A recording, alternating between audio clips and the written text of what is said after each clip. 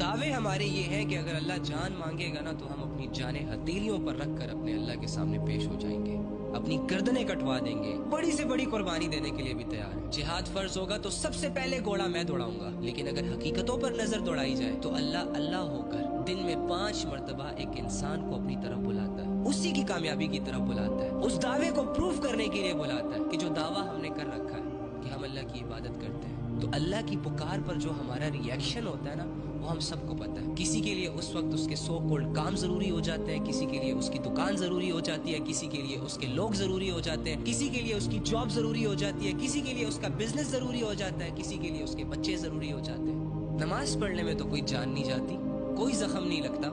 इतनी आसान इबादत छोटे छोटे मसलों और छोटे छोटे फायदों और छोटी छोटी ख्वाहिशों के पीछे डिले कर देते हैं, स्किप कर देते हैं, जरूरी ही नहीं समझते। तो वो मैदान जंग जिसमें गर्दनें कटती हैं, जिसमें जख्म आते हैं, जिसमें रूहें जिस्मों से जुदा होती हैं, कि भाई उसके लिए तो हम सब तैयार हैं। नफ्स और शैतान ने हमें नशे करवाए हुए हैं, इसीलिए कभी कभी हम ये बहकी बहकी बातें करते हैं। हमारी हकीकत इसके अलावा और कुछ भी नहीं है कि मुनाफिकों की आला मिसालें मेरे अंदर और तुम्हारे अंदर पाई जाती है।